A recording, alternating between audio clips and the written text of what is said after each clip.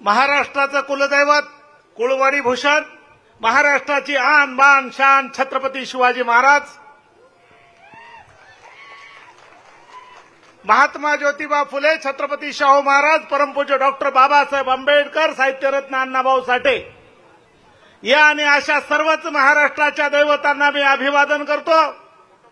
आजच्या या प्रचार सभेला उपस्थित असलेले प्रदेश अध्यक्ष बावनकुळे साहेब, माजलगावचे लोकप्रिय आमदार आदरणीय प्रकाशदादा सोळंके, लोणीकर साहेब, पवार साहेब, मंचावर उपस्थित असलेले सर्वच मान्यवर भावांनो आणि बहिणींनो, मी आपला अधिक वेळ घेणार नाही। गडकरी साहेब येत आहेत, गडकरी साहेब अगदी 2 मिनिटांमध्ये येत आहेत। मी एकच गोष्ट आपल्याला कळकळीची विनंती करतो की गोपीनाथ मुंडे साहेबांच्या नंतर दिल्लीमध्ये आवाज उठवायचा असेल तर तो फक्त पंकजाताई मुंडेच आवाज उठवू शकतात। गोपीनाथ मुंडे साहेबांचा जो ओबीसीचा, गोरगरीब माणसाचा, सर्वसामान्य माणसाचा, सर्व जाती धर्माचा आवाज या महाराष्ट्रामध्ये पुन्हा बुलंद करायचा असेल तर फक्त पंकजाताई मुंडेच करू शकतात। मी कुठल्या उमेदवाराबद्दल बोलणार नाही, उमेदवाराबद्दल बोलायलाही नको, कारण ही निवडणूक उमेदवाराची नाही। ही निवडणूक सर्वसामान्य माणसाची निवडणूक आहे। ही निवडणूक गोरगरीब माणसाच्या विकासाची निवडणूक आहे। ही निवडणूक सर्व जाती धर्माला न्याय देणारी निवडणूक आहे। आणि जर या महाराष्ट्राला, या बीड जिल्ह्याला न्याय द्यायचा असेल तर फक्त पंकजाताई मुंडेच देऊ शकतात। म्हणून मी तुम्हाला कळकळीची विनंती करतो, गोपीनाथराव मुंडे साहेबांची मुलगी म्हणून, तुमची माझी बहीण म्हणून, तुमची माझी मुलगी म्हणून पंकजाताई मुंडे यांनाच आपण 13 तारखेला निवडून आणायचं आहे। कारण पंकजाताई मुंडेला जे कळतं ते बाकीच्यांना काहीच कळत नाही। जे पंकजाताई मुंडेला उमेदवार म्हणून कळतं, उमेदवार म्हणून पंकजाताई मुंडेंना जी जाणीव आहे, जे ज्ञान आहे, ते मला वाटतं दुसऱ्या उमेदवाराला तितकी जाणीव नाही।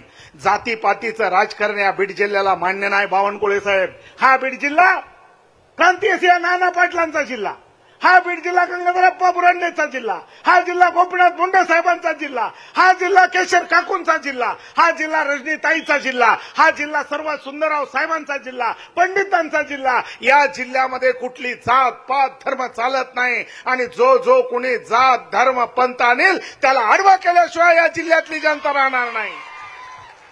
जातीच्या नावावर निवडणुका होत नसतात, विकासाच्या नावावर निवडणुका झाल्या पाहिजेत। विकासाचा मुद्दा त्यांच्या समोर आला पाहिजे। पंकजाताई मुंडे हे विकासाच्या महामेरू आहेत।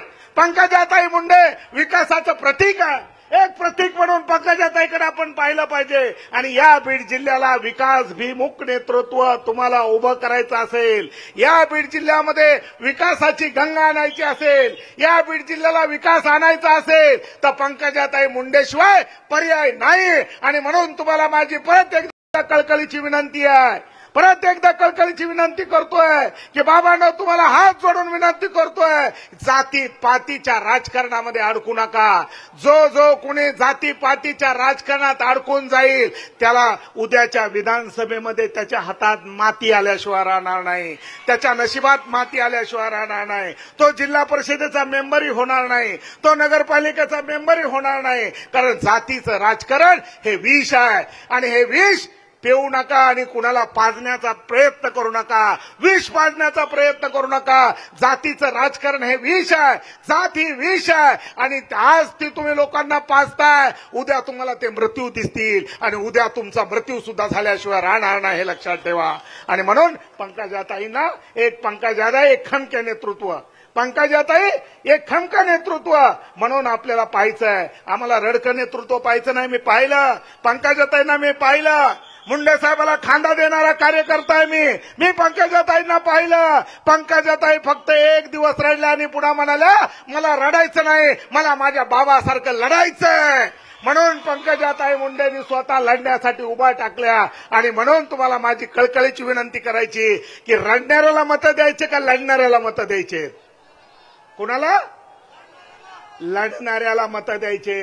आम्हाला लढणाऱ्याला मतं द्यायचेत, आम्हाला संघर्ष करण्या पाहिजे, आम्हाला कुणी रडका उमेदवार नकोय, संघर्ष करणारे नेते आम्हाला पाहिजेत. म्हणून पंकजाताई मुंडे याच फक्त गोपीनाथ मुंडे साहेबांचा वंश चालू शकतात, गोपीनाथ मुंडे साहेबांचं नेतृत्व करू शकतात, याच फक्त त्या वारस होऊ शकतात. म्हणून पंकजाताईंना प्रचंड मताने विजय करा ही कळकळीची विनंती करतो आणि माझे 2 शब्द इथं संपवतो. जय भीम, जय शिवराय.